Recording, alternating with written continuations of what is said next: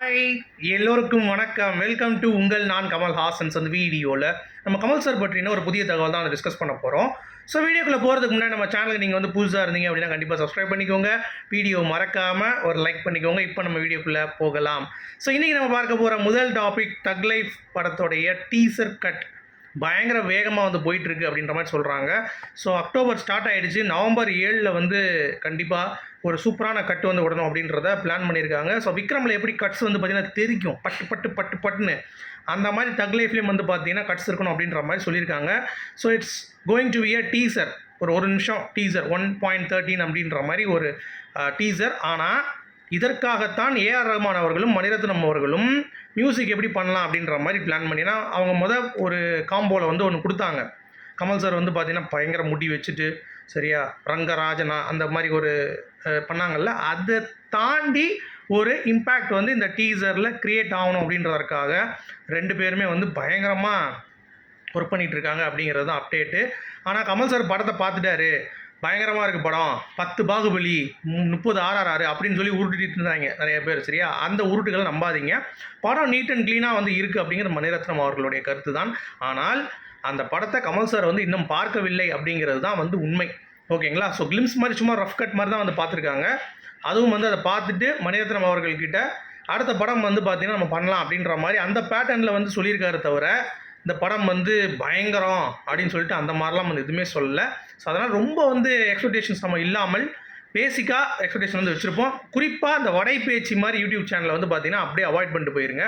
ஏன்னா அவனுங்க இன்னொன்று சொல்லியிருக்காங்க இன்றைக்கி, அதையும் நம்ம பேச போகிறோம் சரியா. தக் லைஃப் பொறுத்த வரைக்கும் இதுதான் டிஸ்கஷன்ஸ் வந்து மணிரத்னம் அந்த ஏஆர் ரஹ்மான் அவர்களுக்கு வந்து போய்கொண்டு இருக்குது. நவம்பர் 7க்கு டீசருக்கான கட்ஸ் வந்து சும்மா மிரட்டலாக உருவாகிட்டு இருக்குது அப்படிங்கிறது தான் நமக்கு கிடைத்த அப்டேட். அடுத்து அமரன் படத்தில் ஹே மின்னலே அப்படின்ற சாங் ஜிவி பிரகாஷ் அவர்களுடைய 700வது சாங்காக. ஸோ அக்டோபர் 4ஆம் தேதி ரிலீஸ் ஆகுது அப்படின்ற மாதிரி அப்டேட் கொடுத்துருக்காங்க. ஸோ அமரன் அக்டோபர் 31 தீபாவளிக்கு ரிலீஸ் அப்படிங்கிறது உங்கள் எல்லாத்துக்குமே தெரியும். ஒரு ஃப்ரீடம் ஃபைட்டர், அதை தாண்டி அதாவது அப்போல்லாம் அப்படி சொல்லுவாங்க சுதந்திரக்காக போராடினாங்க அப்படி இப்படின்ட்டு. பட் இப்போ வந்து பார்த்தீங்கன்னா ஆர்மி மேன், மிலிட்ரி மேன் அப்படின்ற அந்த ஒரு கான்செப்டில் அவர் என்னென்னலாம் பண்ணியிருக்காரு அப்படின்ற ஒரு உண்மை ஸ்டோரியை எடுத்து ப்ரெசென்ட் பண்ணியிருக்காங்க. இதில் சிவகார்த்திகேயன் எப்படி அடாப்ட் பண்ணார் அப்படிங்கிறத நம்ம பார்க்கணும். அதுக்கடுத்து அவருடைய பெர்ஃபார்மன்ஸ் எப்படி பண்ணுறாரு, மைலேஜ் எப்படி எடுக்கிறார் அப்படிங்கிறதுலாம் அடுத்த விஷயம். பட் RK5க்கு இந்த படத்துக்கு பயங்கர கான்ஃபிடெண்ட்டாக அவங்க வந்து பார்த்திங்கன்னா இருக்காங்களாம். படம் வந்து சக்ஸஸ் ஆகும், போட்ட காசோட பயங்கரமாக எடுக்கும். ஏன்னா நெட்ஃப்ளிக்ஸ்லையும் நல்ல வியாபாரம், ஸ்டார் விஜயில் வந்து சேட்டலைட் வந்து போயிருக்கு அப்படின்றதுனால ஓரளவுக்கு போட்ட காசு அவங்க எடுத்துட்டாங்க. அப்படின்னாலும் இன்னும் கமல் சார் சோனிக்கிட்டேருந்து முழுவதுமாக அந்த படத்தை கைமாற்றவில்லை அப்படின்றதுனால சோனியும் இந்த படத்தை யூஸ் பண்ணிக்கிட்டாங்க இப்போது சரியா. சோனி என்டர்டைன்மெண்ட்டும் வருது. ஸோ அது வர்ற வருமானத்தில் அவங்க அதை அடைச்சி அவங்கள வெளியேற்றி அதுக்கடுத்து தான் லாபம் பார்க்கணும் அப்படிங்கிறது தான் அப்டேட்டு.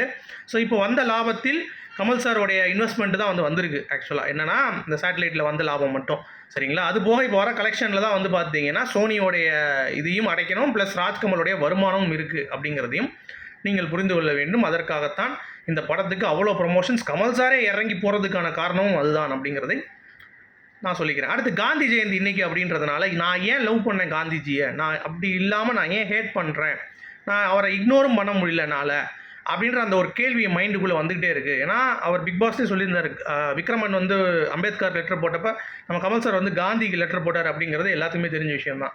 அதில் நிறைய விஷயங்கள் சொல்லியிருப்பார். ஹேராம் அப்படின்ற படம் உருவானதுக்கு காரணமே காந்திஜியை அந்த மாதிரி நம்ம வந்து பார்க்கணும் அப்படின்றத நான் பேசியே எனக்குள்ளேயே ஒரு ஐடியா வந்து தோணிடுச்சு. ப்ளஸ் நான் வந்து அவர் ஒரு இன்ஸ்பிரேஷனாக நான் வந்து பார்த்துருக்கேன். இன்னொன்று, இந்த இந்தியன் பாலிடிக்ஸ் வந்து கண்டிப்பாக மாறணும், ஒரு ஹானஸ்ட் மென்னோ இல்லை ஹானஸ்ட் உமனோ வந்தால் தான் கண்டிப்பாக மாறும் அப்படின்ற ஒரு நம்பிக்கை இருக்குது. அதற்கு முதல் விதை போட்டது காந்தியடிகள் தான் அப்படின்ற மாதிரி அவர் போட்டு அந்த ஆள் நம்ம ஏதாவது ஒன்று பண்ணணும் அப்படின்றது தான் எனக்கு தோணுச்சு. ஸோ அதனால தான் நான் என்னமோ ரொம்ப கூட பழக்கப்பட்ட மாதிரி நான் வந்து லெட்டர் எழுதியிருக்கேன் அப்படின்ற மாதிரி அங்கேயே பேசியிருந்தேன். ஸோ அதுதான் இதில் இன்றைக்கி வைரலாக போயிட்டுருக்கிற இந்த காந்தி ஜெயந்தி அன்னைக்கு கமல் சார் 2019 எழுதின லெட்டர். ஓகேங்களா. அடுத்து இந்தியன் பாலிடிக்ஸும் வந்து சேஞ்ச் ஆகணும் அப்படின்ற மாதிரி அதுலேயும் வந்து போட்டிருப்பார். அந்த டைமில் அன்னைக்கே அதை வந்து கணிச்சிருக்காரு அப்படின்னா நீங்கள் பார்த்துக்கோங்க. அடுத்து கிராம சபைங்க ரொம்ப சூப்பராக நடந்திருக்கு. மக்கள் நீதி மையத்திலேருந்து நிறைய நகராட்சிகள் சரிங்களா, அவ்வளோ விஷயம் நான் இது எதிர்பார்க்கல ஆக்சுவலாக. நான் வந்து என்ன நினச்சேன்னா, சரி என்ன பண்ண போகிறாங்க, மிஞ்சி போனால் நான் கொஞ்சம் இடத்துல நடக்கும் அப்படின்ற மாதிரி நினச்சிட்டு இருந்தேன். ஆனால் நிறைய இடங்களில் வந்து பார்த்தீங்கன்னா யூனிக்காக வந்து அவங்க பண்ணியிருக்காங்க. அதை பார்க்கும்பொழுது எனக்கு ரொம்ப ரொம்ப ஹாப்பியாக இருந்தது. I am very very happy. So 2026 மக்கள் நீதி மையம் என்ன நிலைப்பாட்டில் இருப்பாங்க அப்படின்ற ஒரு எக்ஸ்பெக்டேஷன்ஸும் எனக்குள்ளே வந்து கிரியேட் ஆகிருக்கு. எத்தனை பேருக்கு இருந்துச்சு அப்படிங்கிறத சொல்லுங்கள். ஏன்னா திருப்பியும் களத்தில் மையம் வந்து இறங்கி போராடுது, மக்கள் பிரச்சனையை கேட்குறாங்க அப்படின்ற அந்த பாயிண்ட் ஆஃப் வியூ நம்ம பேசணும். அடுத்து பிக் பாஸ் தமிழ் பற்றி ஏன் ஹைப் இல்லை, ஏன் ஸ்பான்சர் இல்லை அப்படின்ற மாதிரிலாம் வந்து கமல் சார் அட்டாக் பண்ணி கேட்டுருக்காங்க. இன்னும் எதுக்குலாம் அவங்களுக்கு கமல் சார், அதான் அவர் விலகிட்டார், படத்துக்கு கான்சன்ட்ரேட் பண்ண போயிட்டார். இப்போ திருப்பியும் வந்து பார்த்தீங்கன்னா எதுக்கு கேட்குறீங்க அப்படின்ற அந்த ஒரு பாயிண்ட் இருக்குல்ல. ஸோ அதை விட்டுருங்க. ஏன்னா படத்துக்கு போயிட்டாரு, அடுத்து அந்த ஹோஸ்ட் கிடையாது. இப்போ வந்து விஜய் சேதுபதிக்கு வாழ்த்துக்கள் சொல்லிட்டு அவர் என்ன பண்ண போகிறோ அதை பார்த்துட்டு போங்க. அதை விட்டு அது கமல்ஹாசன் இன்னும் ஏன் டேக் பண்ணிட்டு இருக்கீங்க அப்படிங்கிறது எனக்கு புரியல. ஸோ அதை நிறைய பேர் கொஞ்சம் அவாய்ட் பண்ணிக்கலாம் அப்படிங்கிறது தான். அடுத்து நம்ம பவர் ஸ்டார். நம்ம பவர் ஸ்டார் இல்லை, பவர் கல்யாண் அப்படின்னு சொல்லிட்டு வேறு லெவலில் ஒரு நடிகர் இப்போ அரசியல்வாதியாக இருந்து இப்போ பயங்கரமாக டெப்யூட்டி சிஎம் வரைக்கும் வளர்ந்துருக்காரு. ஸோ அவர் வந்து பார்த்தீங்கன்னா கமல் சார் வந்து என்கிட்ட பேசும்போது ரொம்ப அஃபெக்ஷனாக பேசினார். நான் அவர்கிட்ட கண்டிப்பாக பிளெஸிங்ஸ் வாங்கணும். ஈவந்தோ நாங்கள் 2 பேரும் வந்து பயணம் பண்ணுற அரசியல் அப்படிங்கிறது வேறையாக இருந்தாலும் எனக்கு அவருடைய பிளெஸிங்ஸ் வந்து கண்டிப்பாக வேணும் அப்படின்ற மாதிரி பவன் கல்யாண் அவர்கள் லேட்டஸ்ட்டாக வந்து பேசியிருக்காரு. அப்புறம் மெய்யழகன் படத்தில் வந்து சாங்கு அந்த பாட்டு எழுதியிருக்காங்கல்ல, அவங்க வந்து கமல் சார் அப்படின்ற ஒரு அந்த ஆளுமை அப்படிங்கிறவங்க வந்து எனக்கு வந்து மிரண்டே போயிட்டேன். ஏன்னா அவர் வந்து ஒரு சமூகத்தின் குரலாகத்தான் இந்த பாட்டை பாடும் பொழுது எனக்கு தோணுச்சு. அது மட்டும் இல்லை, தமிழனாக பிறந்து வளர்ந்து அப்படின்ற மாதிரி ஏகப்பட்ட விஷயங்கள் வந்து சொல்லியிருந்தாங்க. எனக்கு வந்து அது வந்து ரொம்ப ஹாப்பியாக இருந்தது. இன்று வரை மிகப்பெரிய ஒரு ஆளுமையாக இருக்கக்கூடிய அவர் வந்து என் வாய்ஸ், என்னுடைய லிரிக்ஸை வந்து அவர் பாடுறார் அப்படிங்கிறப்ப எனக்கு ரொம்ப ரொம்ப ஹாப்பியாக இருந்தது. அப்படின்னா உமாதேவி அவர்கள் இந்த மெய்யழகன் யாரோ சாங் எழுதினவங்க. ஸோ அவங்க வந்து பேசியிருந்தாங்க, அது ரொம்ப அருமையாக இருந்தது. அப்புறம் சிவாஜி கணேசன் ஐயா அவர்கள் கமல் சாரை பற்றி ஒரு விஷயம் வந்து பேசியிருக்காருங்க. அதாவது நாங்கள் பண்ணுறதுலாம் அந்த காலம் ஆக்டிங்லாம் அந்தளவு இல்லை, பட் நீங்கள் இப்போ பண்ணுறீங்க தெரியுமா, அதுதான் உண்மையான ஆக்டிங் அப்படின்ற மாதிரி அவரே பேசியிருக்காரு. சரியா? அது மட்டும் இல்லாமல் பாத் ஆஃப் த ஆக்டிங் அப்படின்றத எனக்கு காட்டினது சிவாஜி ஐயா அப்படின்ற மாதிரி கமல் சாரும் பேசியிருக்காரு. அதாவது 2 பேரையும் ஒருத்தவங்க விட்டு கொடுக்காம நீலாம் பயங்கரம் நடிக்கிற கமல் அப்படின்ற மாதிரி இவர் சொல்லி, அவங்களும் வந்து சார் உங்களை பார்த்தா நானே ஃபாலோ பண்ணுறேன்ற மாதிரி அவரும் விட்டு கொடுக்காமல் பேசி, அதாவது சிவாஜி ஐயா கமல் சாரோடைய அந்த காம்பினேஷனே வந்து பார்த்தீங்கன்னா செமங்க. அதெல்லாம் யாரும் அடுத்தடுத்து நமக்கு வர முடியாது அப்படிங்கிறது 2 பேரும் பேசின அந்த இன்டர்வியூ பார்த்தாலே உங்களுக்கு வந்து தெரிஞ்சிருக்கும் அப்படிங்கிறது தான்.